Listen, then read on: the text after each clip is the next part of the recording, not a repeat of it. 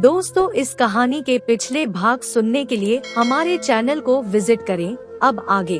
किशन ने अपने घर का पता लिखकर कागज और पेन हवलदार की ओर बढ़ा दिया। अब तुम ये बताओ, तुमने ये खून क्यों किया? इंस्पेक्टर गुप्ता ने घुर्राकर पूछा। मैंने खून नहीं किया सर।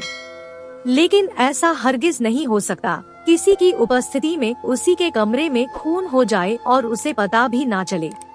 मुझे लगता है तू झूठ बोल रहा है। तूने खुद उस लड़की का कत्ल किया है और अब खुद को सजा से बचने के लिए रिपोर्ट लिखवाने यहाँ आया है, लेकिन तू बच नहीं पाएगा। कानून के हाथ बहुत लंबे होते हैं मिस्टर, अब भी समय है। तू बता दे, तूने उस लड़की को क्यों मार डाला? मैं तेरी सजा कम करा दूंगा। मैंने उसे नहीं मारा इंस्पेक्टर साहब। अगर मैं उसे मारता तो आपके पास रिपोर्ट लिखवाने कभी नहीं आता। मैं इतना मूर्ख नहीं हूँ, बल्कि मैं तो पढ़ा लिखा हूँ और एक सभ्य परिवार से ताल्लुक रखता हूँ। लेकिन यह कैसे हो सकता है, किसी की उपस्थिति में यह सब? मैं तेरी बात पर कैसे भरोसा करूँ? जरा सोच, अगर मेरी मौजूदगी में ऐसा कुछ हो रहा हो तो क्या मैं उसे रोकूंगा नहीं? अवश्य रोकते सर, और मैं भी अवश्य रोकता, परंतु जिस समय यह घटना हुई उस समय मैं नशे में बेहोश पड़ा था, इसलिए मुझे इसके बारे में बिल्कुल भी पता नहीं चला। सवेरे जब मैं होश में आया तब तक खून हो चुका था। Hello Kaithal police station. Hello, हम शांति नगर पुलिस चौकी से बोल रहे हैं। दूसरी ओर से आवाज उभरी। क्या खूनी के बारे में कुछ पता चला? सर, हमने शक के बिना पर एक युवक को गिरफ्तार किया है जिसका नाम किशन है, जो शांति नगर का रहने वाला है। अभी उससे पूछताछ जारी है। वैसे हमने पूरी छानबीन कर ली है। मरने वाली लड़की का नाम सीमा था तथा वह भी शांति नगर की रहने वाली थी, जहां वह अपनी मां के साथ रहती थी। दोनों के घर वालों को सूचना भेज दी गई है। हमने वारदात की जगह को अपने कब्जे में लेकर छानबीन शुरू कर दी है। दूसरी ओर से आवाज आई। ओके, आप इस केस की अच्छी तरह से छानबीन करें। इतना कहने के बाद लाइन कट कर दी गई। फोन रखते ही इंस्पेक्टर गुप्ता अपनी कुर्सी से उठ गए तथा मेज पर रखी केप सिर पर लगाते हुए बोले, तुमने सूचना रजिस्टर में दर्ज कर ली? हाँ सर, दीवान अदब के साथ बोला। तो फिर मैं श्री हरि नारायण घी वालों के पास इस केस की छानबीन करने जा रहा हूँ, कहकर इंस्पेक्टर गुप्ता उस ओर चल दिए जहाँ उनकी मोटरसाइकिल खड़ी थी। मोटरसाइकिल के समीप पहुंचकर उन्होंने उसे किक लगाकर स्टार्ट किया, फिर उस पर बैठकर श्री हरि नारायण घी वालों की दुकान की ओर चल पड़े। इंस्पेक्टर गुप्ता ने अपनी मोटरसाइकिल उनकी दुकान के सामने जाकर रोक दी। पुलिस हमारी दुकान पर। कुलदीप अभी इतना सोच ही पाया था कि इंस्पेक्टर गुप्ता ने मोटरसाइकिल स्टैंड पर खड़ी की, फिर काउंटर के समीप आकर बोले, सेठ जी, मुझे आपसे कुछ बातें करनी है। तशरीफ रखिए इंस्पेक्टर साहब। कुलदीप ने काउंटर के सामने पड़ी बेंच की ओर इशारा करते हुए कहा, फिर स्वयं भी काउंटर के अंदर पड़ी कुर्सी पर बैठ गया। क्या आप किशन को जानते हैं? इंस्पेक्टर गुप्ता ने बेंच पर बैठते हुए कहा। किशन तो मेरा छोटा भाई। क्यों, क्या हुआ उसे?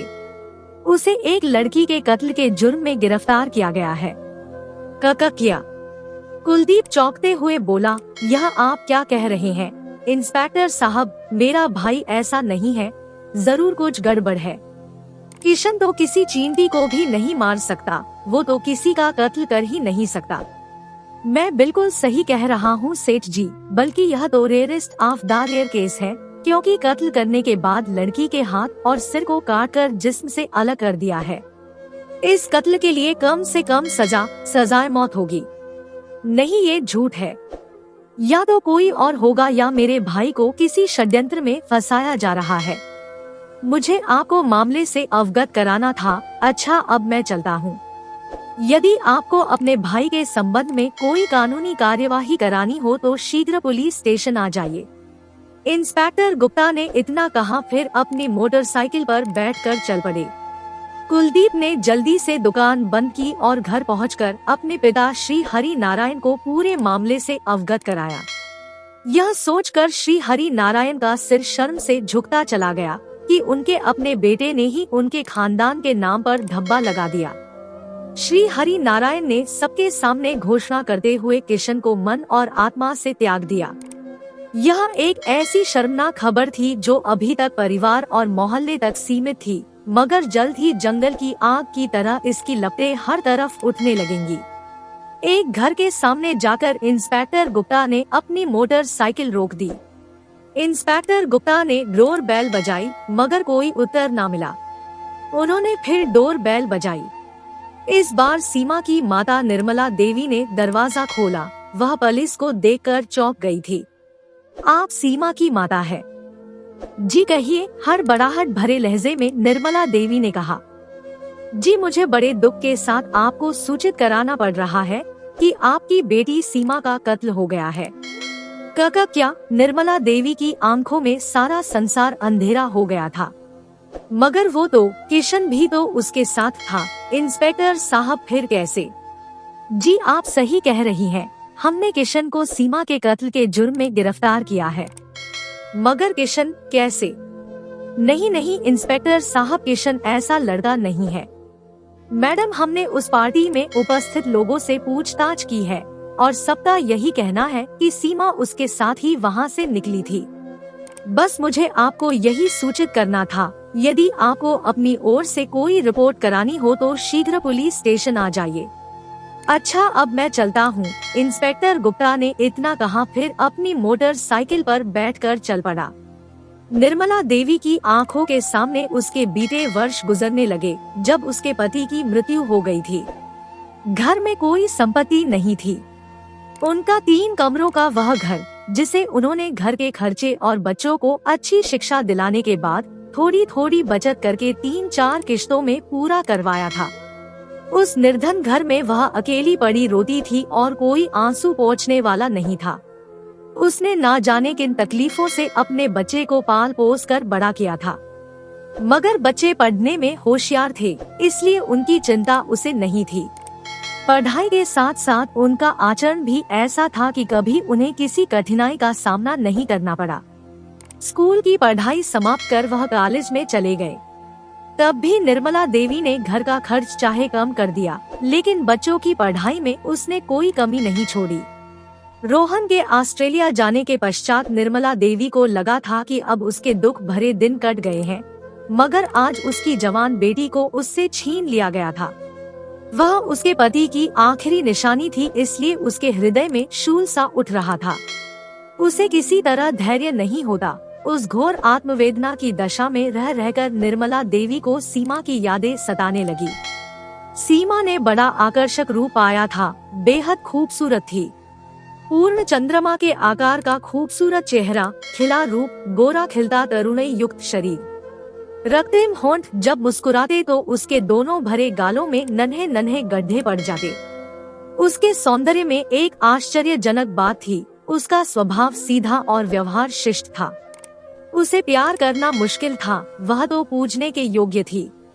उसके चेहरे पर हमेशा एक बड़ी लुभावनी आत्मिकता की दीप्ति रहती थी। उसकी आंखें जिनमें लाज, गंभीरता और पवित्रता झलकती थी। उसकी एक एक चितवन, एक एक क्रिया, एक एक बात उसके हृदय की पवित्रता और सच्चाई का असर दिल पर पैदा करती थी। निर्मला देवी दिन भर मातम मनाती रही। उसे कोई अपना मददगार दिखाई नहीं दिया, कहीं आशा की झलक नहीं थी। अगर भगवान की निश्चित की हुई मृत्यु ने सीमा को उससे छीना होता तो शायद वह सब्र कर लेती, मगर सीमा की भयानक मौत के बारे में सोचकर वह रोती रही, तड़पती रही। पड़ोस की नर्म दिल स्त्रियां आकर उसकी बेबसी पर 2 बूंद आंसू गिराकर चली जाती। निर्मला देवी इतनी विवल थी कि दिन में कई बार मूर्छित भी हुई। ना घर से निकली, ना चूल्हा जलाया, ना हाथ मुंह धोया। पड़ोस की स्त्रियां उसे बार बार आकर कहती, बहन उठो, मुंह हाथ धो, कुछ खाओ पियो, कब तक इस तरह पड़ी रहोगी। मगर निर्मला देवी के कंठ में आंसुओं का ऐसा वेग उठा कि उसे रोकने में सारी देह कांप उठती। उसे अपना जीवन मरुस्थल सा लगने लगा। सूरज के ढलने के साथ साथ निर्मला देवी के जीवन का सूर्य भी अस्त हो गया। प्रदीप की गाड़ी पुलिस स्टेशन के अहाते में पहुंच गई। गाड़ी से उतरकर वह सीधे इंस्पेक्टर गुप्ता के केबिन में प्रवेश कर गया। इंस्पेक्टर गुप्ता ने एक कोरे कागज पर प्रदीप का बयान लिखना शुरू किया। प्रदीप बोलता गया और इंस्पेक्टर गुप्ता साथ साथ लिखते चले गए। रिपोर्ट तैयार करने के बाद वे प्रदीप से बोले, अब आप जा सकते हैं मिस्टर प्रदीप, आगे का काम अब हमारा है। प्रदीप उठ गया और हाथ जोड़कर बाहर निकल गया। टेबल पर रखा फोन बज उठा। Hello Kaithal police station. जय हिंद सर, मैं इंस्पेक्टर गुप्ता बोल रहा हूँ। जय हिंद मिस्टर गुप्ता, सीमा हत्याकांड का केस कहाँ तक पहुँचा? सर, मामले की छानबीन में पुलिस के साथ स्पेशल स्टाफ को भी लगाया गया है। जांच की जा रही है और हमने कुछ सबूत बरामद किए हैं जिनको फोरेंसिक जांच के लिए भेजा गया है, जो इस हत्याकांड की गुत्थी को सुलझाने में मददगार हो सकते हैं। साथ ही हमने लड़की की मां से भी पूछताछ की, जिससे एक अहम बात सामने आई है कि लड़की की मां को किशन ने सीमा को पार्टी में ले जाने के लिए बहुत मिन्नतें करके मनाया था। शाबाश मिस्टर गुप्ता, मुझे आपसे यही उम्मीद थी।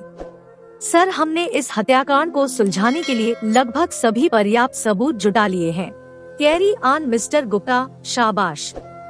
फोन रखकर इंस्पेक्टर गुप्ता अपनी कुर्सी से उठकर खड़े हुए, फिर मेज पर रखा काला डंडा उठाकर उस ओर बढ़ गए जहां सलाखों में किशन कैद था। सर्च लाइट्स की रोशनी से किशन की आंखें बुरी तरह चौंधिया रही थी। उसे एक आराम कुर्सी पर रस्सियों से बांधा गया था तथा उसके चेहरे पर सर्च लाइट्स की रोशनी डाली गई थी, जिससे उसका सारा शरीर पसीने से भीगा हुआ था। चेहरा भी पसीने से नहा रहा था, चेहरे से दर्द झलक रहा था। साथ ही साथ वह बार बार कहता जा रहा था कि मैंने खून नहीं किया और न ही मुझे इस बारे में कुछ जानकारी है, मैं निर्दोष हूँ। इंस्पेक्टर गुप्ता चेहरे पर मुस्कुराहट लिए किशन के समीप पहुँचे। वह डंडे के एक कोने से अपना दाहिना गाल रगड़ रहे थे। अचानक उन्होंने अपना गाल रगड़ना बंद कर दिया। फिर आंख मारकर उन्होंने वहां उपस्थित कांस्टेबलों को बाहर जाने का इशारा किया। एक एक करके सारे कांस्टेबल सलाखों से बाहर निकल गए। फिर दरवाजा बंद हो गया। दरवाजा बंद होते ही इंस्पेक्टर गुप्ता ने अपनी बड़ी बड़ी आंखें किशन के चेहरे पर गाड़ दी। चंद क्षणों तक वह उसे घूरते रहे। किशन अब भी गहरी गहरी सांसें ले रहा था। उसके हाथ आराम कुर्सी की पुष्टगाह के साथ रस्सी से बंधे हुए थे। इंस्पेक्टर गुप्ता ने अपना छोटा सा काला डंडा एक तरफ रखा, फिर झुककर किशन के हाथ खोल दिए। इस काम से निपटकर उन्होंने जेब से एक रूमाल निकाला और किशन को देते हुए बोले, इससे पसीना पोंछा जाता है बच्चू, लो पोंछ लो। किशन ने हड़बड़ाकर इंस्पेक्टर गुप्ता को देखा, फिर रूमाल लिया और पसीना पोंछने लगा। च्युइंग गम चबाते और मुस्कुराते हुए इंस्पेक्टर गुप्ता ने किशन को अपने विशेष अंदाज में देखा। फिर वह बोले, मिस्टर किशन, आपने समाचार पत्रों में पढ़ा होगा कि फला को फांसी दे दी गई, फला को फांसी के तख्ते पर चढ़ा दिया गया, लेकिन आपने अपनी आंखों से किसी को फांसी पर चढ़ते हुए नहीं देखा होगा। कहकर इंस्पेक्टर ओपी गुप्ता किशन के सामने धीरे धीरे टहलने लगे। फिर टहलते टहलते वह रुककर बोले, अगर देखा भी होगा तो किसी सिनेमा घर में फिल्म के पर्दे पर, लेकिन वहाँ सिर्फ ड्रामेबाजी होती है, असलियत कुछ अलग ही होती है। जब किसी को फांसी पर लटकाया जाता है ना, तो गर्दन लंबी हो जाती है, आंखें बाहर उबल पड़ती है और हर खूनी को करीब करीब यही सजा मिलती है। तुझे भी यही सजा मिलेगी। मैं जानता हूँ इंस्पेक्टर साहब, किशन ने शांत स्वर में कहा। जब यह जानते हो तो झूठ क्यों बोलते हो कि सीमा का खून तुमने नहीं किया? इसका मतलब तूने उसका खून किया है।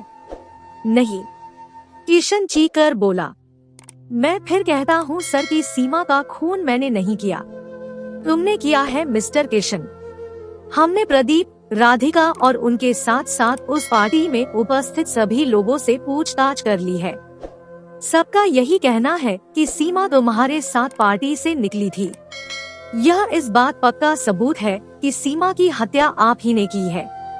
नहीं, मैंने उसकी हत्या नहीं की इंस्पेक्टर साहब, मैंने उसकी हत्या नहीं की। अगर तूने हत्या नहीं की तो फिर किसने की? इंस्पेक्टर गुप्ता ने च्युइंगम चबाते हुए कहा। मुझे नहीं पता। किशन एक गहरी सांस खींचते हुए बोला, क्योंकि उस समय मैं शराब के नशे में चूर था। जब मुझे होश आया तो कत्ल हो चुका था।